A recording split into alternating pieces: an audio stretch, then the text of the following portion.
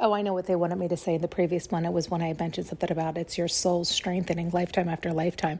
They were showing earlier something that they explained. I think I did it way back when in the beginning of this podcast or a few of the other ones about, like voodoo, hoodoo spells, all that stuff. I've told you before, like it freaked me out when they started to show me all that stuff, that people are still doing that and that it can work and all these things, and how it never essentially works. It keeps them stuck forevermore, and they'll continue to come back lifetime after lifetime facing all that karma until they recognize that they're worthy. The reason they get karma is because they're essentially telling themselves, when they try to swap out with other souls, with other people's destinies, like when they do that kind of thing, it never works because the soul is the soul. So the soul might jump to another bodysuit, another bodysuit, another bodysuit.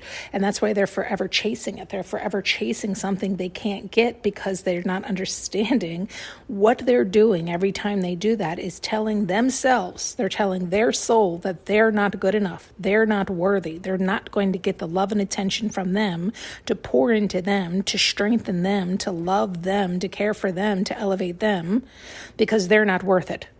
They're not good enough. So sit down, take a back seat. We're going to try to steal and take from everybody else. And it's just not how that works. And top of the fact that that's why they continue to get smacked. Not so much because, yes, because they're trying to steal and rob and thieve and the mentality is messed up, but it's not so much that as much as they're getting smacked by unconditional love, who loves them unconditionally as well. It's not even unconditional love doing it. It's their higher self that ends up smacking them in that understanding of, why don't you love me? Why can't you pour the amount of effort you're doing chasing somebody else's dreams, chasing somebody else's stuff?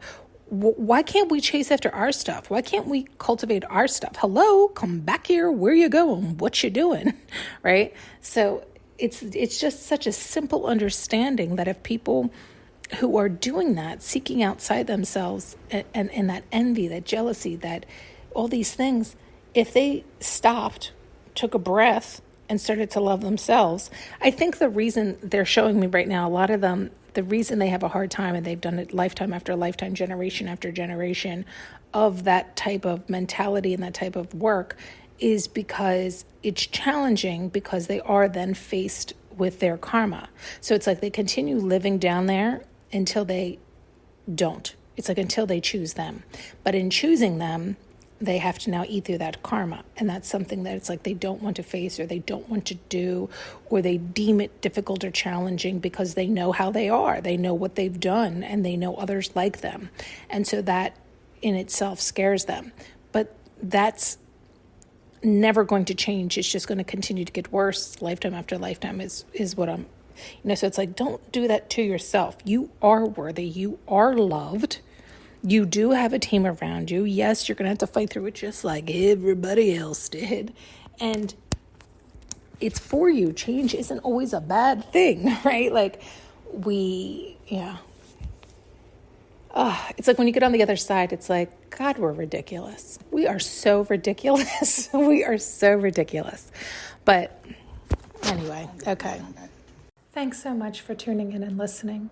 You can now purchase an audio journey with me using the link below.